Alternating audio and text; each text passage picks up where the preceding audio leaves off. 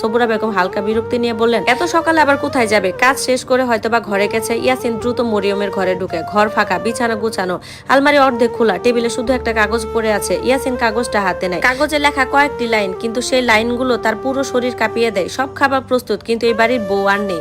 তার হাত থেকে কাগজটা পড়ে যায়। পেছন থেকে সবুরা বেগম আসেন। তিনি প্রথমে বুঝতেই পারেন না, তারপর ধীরে ধীরে কাগজটা পড়েন। এক মুহূর্তের জন্য পুরো বাড়ি নীরব হয়ে যায়। তার আত্মবিশ্বাসী মুখটা বদলে যেতে থাকে। চোখের ভেতর প্রথমবারের মতো একটা অস্বস্তি দেখা যায়। তিনি চিৎকার করে উঠলেন আর বললেন, এটা কি লিখেছে? ইয়াসিন কোনো উত্তর দিতে পারল না। সে শুধু দরজার দিকে তাকিয়ে থাকে। ঠিক সেই মুহূর্তে বাইরের প্রথম অতিথিরা গাড়ি এসে থামায়। ঘন্টা বাজে, দরজায় কড়া নাড়ে কেউ। আর সেই কড়া নাড়ার শব্দ যেন পুরো বাড়ির ভেতর কাঁপিয়ে দিচ্ছে। সবুরা বেগম দ্রুত নিজেকে সামলে নেন। তিনি চিৎকার করে বললেন, খাবার বের করো, সবাইকে বসতে দাও। কিন্তু সমস্যা তখন খাবারের না, সমস্যা হলো মরিয়ম নেই। রান্নাঘরে 50 জনের খাবার সাজানো, কিন্তু পরিবেশন করার মানুষ নেই। ইয়াসিন দৌড়ে রান্নাঘরে যায়। সবকিছু ঠিক আছে, কিন্তু সে বুঝতে পারে কিছু একটা ভয়ঙ্কর ভাবে বদলে গেছে। তার ফোন আবার বেজে ওঠে। মরিয়মের নাম স্ক্রিনে লেখা। এবার সে সঙ্গে সঙ্গে কল রিসিভ করে। মরিয়ম, তুমি কোথায়? অন্য প্রান্তে কিছুক্ষণ নীরবতা। তারপর মরিয়মের শান্ত কণ্ঠ। সে বলল, আমি যেখানে থাকার কথা ছিলাম সেখানেই আছি। ইয়াসিন চিৎকার করে বলে, তুমি এইভাবে যেতে পারো না, সবাই আসছে। মরিয়ম হালকা শ্বাস ফেলে বলে, আমি তো শুধু রান্না করতাম ইয়াসিন, মানুষ ছিলাম না। এই কথা শুনে ইয়াসিন থমকে দাঁড়ায়। মরিয়ম আবার বলে, তোমার মা বলেছিলেন ভয় দেখালে কাজ ঠিকই হয়। আমি কাজ করেছি, এখন আমি আর এই বাড়ির অংশ না। কলটা কেটে যায়। ইয়াসিন ফোনটা নামিয়ে রাখে। তার হাত কাঁপছে। অন্যদিকে বাড়ির ভেতরে অতিথিরা ঢুকতে শুরু করেছে। হাসি, কথা, শুভেচ্ছা সবকিছু স্বাভাবিক দেখানোর চেষ্টা চলছে, কিন্তু ডাইনিং টেবিল এক অদ্ভুত শূন্যতা।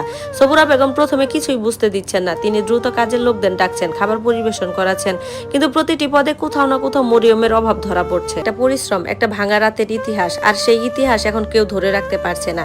অতিথিদের একজন প্রশ্ন করছেন, বউ কোথায়? সবুরা বেগম মুহূর্তের জন্য থেমে গেলেন। তারপর জোর করে হাসি দিয়ে বললেন, সে একটু বিশ্রাম নিচ্ছে। কিন্তু ভেতরে ভেতরে তিনি জানেন ব্যাপারটা নিয়ন্ত্রণে নেই। ইয়াসিন তখন বাইরে বেরিয়ে এসেছে, রাস্তার দিকে তাকিয়ে আছে। দূরে অটোরিকশার কোনো চিহ্নও নেই। সে বুঝতে পারছে মরিয়ম শুধু চলে যায়নি, সে একটা সিদ্ধান্ত নিয়ে চলে গেছে, এবং সেই সিদ্ধান্ত এখন পুরো পরিবারকে ভেঙে দিচ্ছে। ঠিক সেই সময় মরিয়ম শহরের একটা ছোট চায়ের দোকানে বসে আছে। চায়ের কাপের দিকে তাকিয়ে আছে, কিন্তু চা ছুঁয়েও দেখছে না। তার চোখে এবার পানি নেই, শুধু একটা স্থিরতা।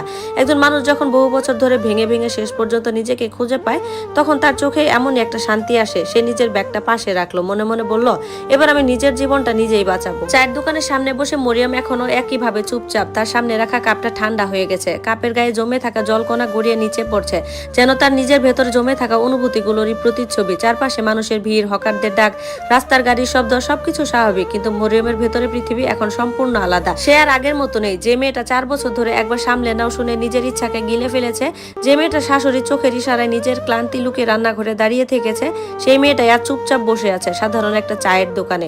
তার চোখে এখন আর কোনো ভয় নেই, নেই অনুমতির অপেক্ষা, শুধু একটা সিদ্ধান্তের স্থিরতা। মরিয়ম ধীরে ধীরে ব্যাগটা খুলে তার মায়ের ছবিটা আবার বের করে। ছবিটা দেখে তার বুকের ভেতরটা একটু কেঁপে ওঠে। মায়ের হাসি মুখ যেন বলছে, নিজের মূল্য বুঝতে শিখেছিস তো। সেই ছবিটা আবার ব্যাগে রেখে দেয়। ঠিক তখনই তার ফোনটা আবার ভাইব্রেট করে ওঠে। স্ক্রিনে এবার শুধু ইয়াসিন নয়, শাশুড়ি মা নামটাও বারবার উঠছে। মরিয়ম একবার তাকায়, কিন্তু এবার আর কোনো দ্বিধা নেই। সে ফোনটা সাইলেন্ট করে ব্যাগের ভেতরে রেখে দেয়। তার পাশে টেবিলে বসে এক মাঝবয়সী লোক কৌতূহল নিয়ে তাকায়। মা, এত সকালে একা বসে আছো কেন? কোনো সমস্যা? মরিয়ম হালকা হেসে মাথা নাড়ালো। সমস্যা না, একটা জীবন শেষ করেছি। লোকটা কিছু বুঝতে না পেরে চুপ হয়ে যায়। মরিয়ম আবার বলে, আরেকটা শুরু করার চেষ্টা করছি।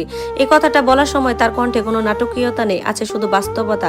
যেন এটা কোনো গল্প না, বরং একটা দীর্ঘ যুদ্ধের পর প্রথম নিঃশ্বাস। অন্যদিকে মিস্টার ইয়াসিন তখন বাড়ির ভেতরে পুরোপুরি ভেঙে পড়েছে। অতিথিদের সামনে মুখ বাঁচাতে সবাইকে সামলানোর চেষ্টা করছে, কিন্তু তার চোখ বারবার দরজার দিকে চলে যাচ্ছে। মনে হচ্ছে মরিয়ম যদি এখনই ফিরে আসে তাহলে সব ঠিক হয়ে যাবে, কিন্তু বাস্তবতা অতটা সহজ না।